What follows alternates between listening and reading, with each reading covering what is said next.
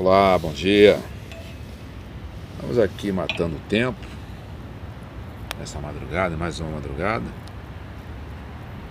E aproveitar para falar aqui de mais um espetáculo vexatório do Flamengo. Flamengo, que é um time em cuja torcida não confia.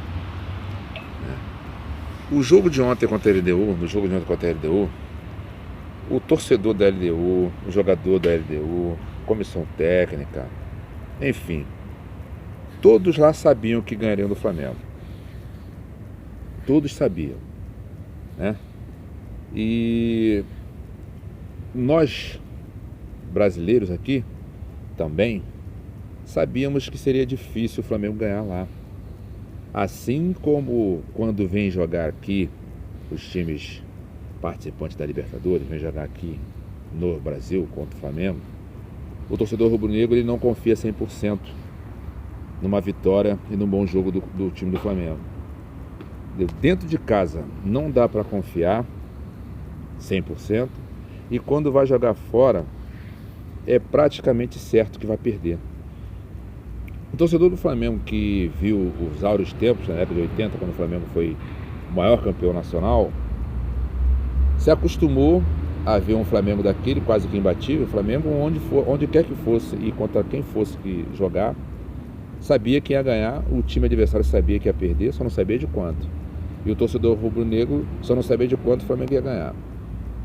Mas já há muito tempo, já de muito tempo mesmo, não é culpa do Abel, não é culpa do Arão, que hoje em dia a moda é essa, né? Teve a moda do Márcio Araújo, agora é a moda do Arão, é a moda do Abel. Não é culpa do Abel atualmente e não é culpa do Arão. O Flamengo, com todo o respeito da palavra que eu vou usar agora, o Flamengo não tem culhão para jogar a Libertadores. O Flamengo é um time covarde quando vai jogar Libertadores, quando vai jogar o jogo fora de casa. É um time covarde, né? E aqui, nos jogos aqui, é um time medroso.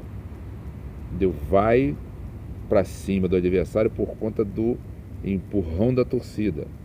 Mas se fosse só pelo time, o time ficaria quietinho lá no seu cantinho, entendeu? Tentando fazer um joguinho ali mais ou menos para não perder. O Flamengo não joga para ganhar, o Flamengo joga primeiro para não perder. E isso ficou demonstrado mais uma vez no jogo de ontem, né? Agora falta o jogo contra o Peñarol esse que jogou contra o San José, o pior time do grupo, e conseguiu perder por 3. O time do Peñarol perde para o San José, que o Flamengo meteu 6, o Peñarol perdeu por 3. O Peñarol vem aqui e ganha do Flamengo. É uma brincadeira, né, cara? É uma piada isso, né? A gente vê isso. Como é que um time que toma de 6 aqui perdeu em casa para o Flamengo, conseguiu perder em casa para o Flamengo, veio aqui, tomou de 6, né? Vai lá e dá na cara do Peñarol. É difícil de entender, né? Mas então é isso. Agora tem o Flamengo e Peñarol, né? Se não me engano é dia 8 de maio. E tem San José e LDU. Então a LDU pode chegar a 10 pontos, se eu não me engano vai ter que fazer um placar elástico para poder avançar, né? E Flamengo e Peñarol vão fazer um jogo que pode até ser um jogo de compadre, o que seria uma vergonha, né? Um jogo de compadre.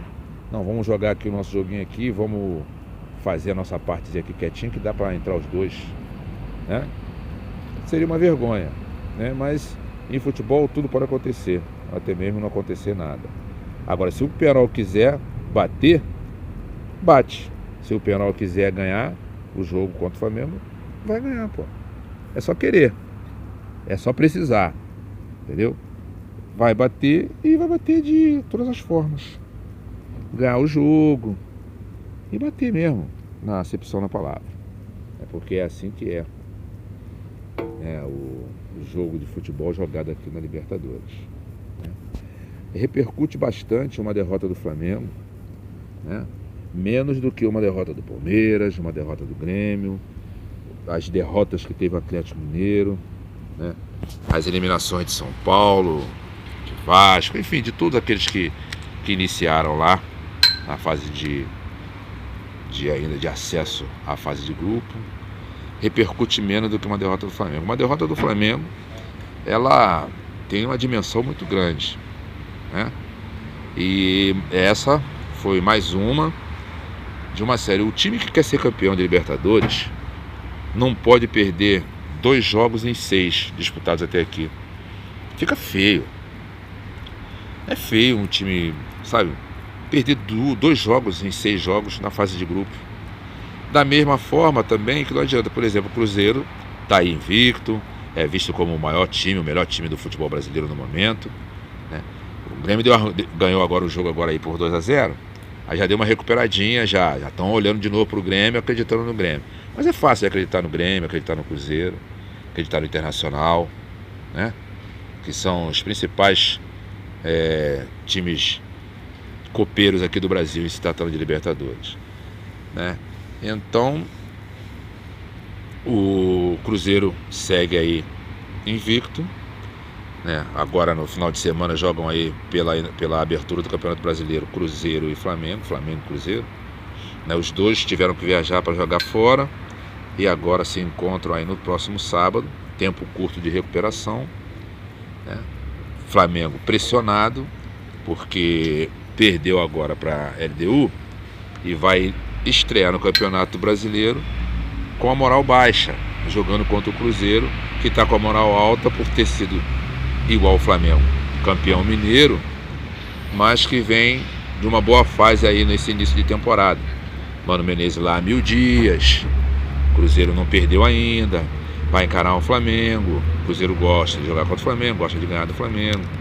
O último jogo foi o Flamengo que ganhou, né, contra o Cruzeiro ano passado na Copa do Brasil. Agora eles se reencontram depois de uma polêmica muito grande referente à contratação do Arrascaeta da forma que foi, Arrascaeta da forma que saiu, o assédio do Flamengo sobre o Dedé, né?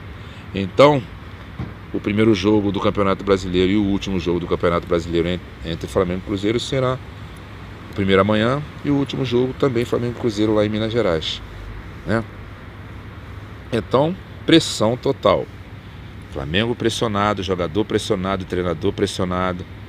Eu só não quero acreditar que a direção do clube vai entrar nessa onda de ir atrás de torcida que pede a todo momento para o Abel sair, né?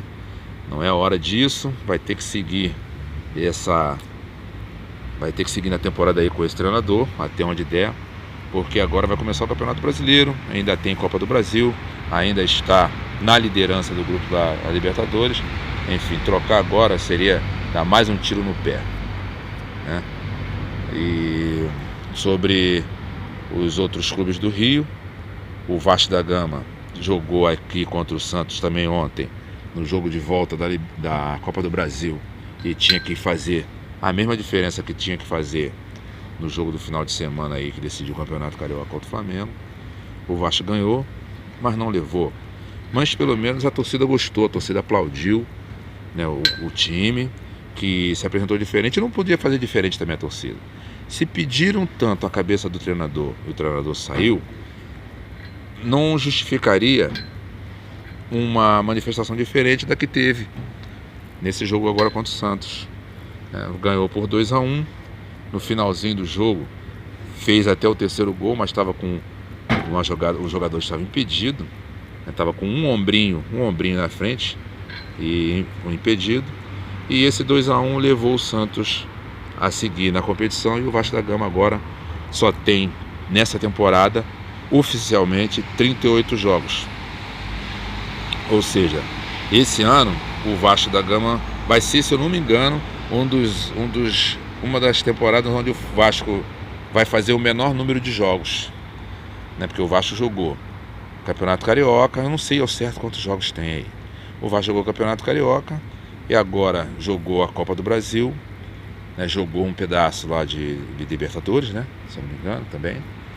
E agora restam só 38 rodadas aí do Campeonato Brasileiro para o Vasco da Gama, que agora vai ter que se dedicar ao máximo ao Campeonato Brasileiro, porque é uma questão perigosa para o Vasco, que tem um elenco curto, né? O elenco não é bem qualificado tecnicamente, Mas se botar essa garra que botou no jogo de ontem contra o Santos, pelo menos vai, né? É certo que o Vasco nesse Campeonato Brasileiro vai jogar para não cair, né? Não sou eu que estou dizendo. O próprio torcedor do Vasco sabe disso, né? Que o campeonato do Vasco é não cair, né? Vai disputar ali com o Avaí, com Fortaleza, com o CSA, né? Com esses times aí que estão mais ou menos no mesmo patamar do Vasco da Gama. Dá para pegar o Campeonato Brasileiro, os 20 clubes do Campeonato Brasileiro, e dividir aí em 3 lotes. E o Vasco fica nesse lote aí de times que vão jogar para não cair. É a realidade vascaína, né? Botafogo que não joga há um bom tempo, não se ouve falar quase do Botafogo, porque o Botafogo do Rio de Janeiro, no meu modo de ver, é o clube e o time que está com mais dificuldade, tanto técnica quanto financeira. Vai precisar fazer um trabalho aí muito bom agora.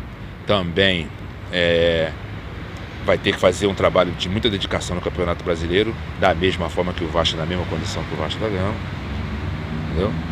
Contratou aí Diego Souza, tem lá o jogador lá que veio lá do Grêmio lá, né? Enfim, tem o Eric, mas eu fico achando, eu acho a defesa do Botafogo um ponto muito complicado. Do meio de campo para trás, eu acho um negócio muito frio pro Botafogo, para ser jogador do Botafogo. Precisava ser uma coisa mais sólida, entendeu? De mais confiança. O torcedor botafoguense, ele tá calado. Tá calado. O torcedor do Botafogo vai falar o quê? O que o torcedor do Botafogo tem para falar? Então tá calado, tá na dele, entendeu? Não vai deixar de torcer, porque tem que ir lá torcer. Mas não tem ânimo, não tem aquela empolgação, porque o próprio time não lhe dá essa segurança. Vai jogar contra o São Paulo no Morumbi, uma estreia também muito dura pro Botafogo, assim como também é dura pro São Paulo, que também está pressionado. O Botafogo não está pressionado, só está, né? Mas se a gente for olhar o elenco aí, e a qualidade do elenco do São Paulo, a gente sabe que é muitas vezes superior ao do Botafogo, né? Mas temos que aguardar a bola rolar, né? O Flamengo também tem um elenco muito superior à LDU e todo mundo sabia que ia perder, como foi, né? Fluminense vai fazer um jogo agora também, né? Eu não sei se o Fluminense, não estou lembrado aqui agora, acho que o Fluminense joga hoje contra Santa Cruz, né? Lá no Recife, o jogo de volta da Copa do Brasil, e no final de semana pega aqui o Goiás. Dos clubes carioca, o Fluminense, ao que parece, é o que pegou o jogo menos difícil, né? Jogo fácil. O jogo menos difícil, jogar aqui em casa no Maracanã contra o Goiás, né? Então é isso, né? Segunda, terça, de terça-feira até o final da semana é bola rolando direto. Internacional também, voltou falando ainda sobre a Libertadores, o Internacional fez a parte dele, o Grêmio se recuperou, né? O Atlético Mineiro eliminado, o Cruzeiro fez a parte dele, né? E o Flamengo, como já falei, fez a parte dele que todo mundo já sabia, né? Enfim, o Grêmio deu uma boa recuperada, né? Esse Everton Cebolinha resolveu o jogo lá pro Grêmio, tremendo jogador, né? E vamos ver aí como é que vai ser finalizada. Daqui a mais ou menos uns 10 dias é que tudo na Libertadores vai ficar resolvido. Agora, tem que saber jogar. Aqueles que estão aí ainda em condições de avançar para a fase de mata-mata, tem que saber jogar. E aqueles que estão lá na ponta dos cascos, que não perderam, que estão classificados já antecipadamente, tem que ter cuidado, porque quando chega a fase do cara a cara, do mata-mata, praticamente de nada adiantou ganhar, né? Não perder na primeira fase, nos jogos da fase de grupo, porque na hora do mata-mata é bola na rede. Aí fez 12, fez 15, fez sei lá quantos pontos fez, chega lá e é eliminado. Igual foi uma vez aí, em um dia só, 4 ou 5 clubes brasileiros eliminados, né? Libertadores é isso, é assim que funciona. Um bom dia para todos e até lá.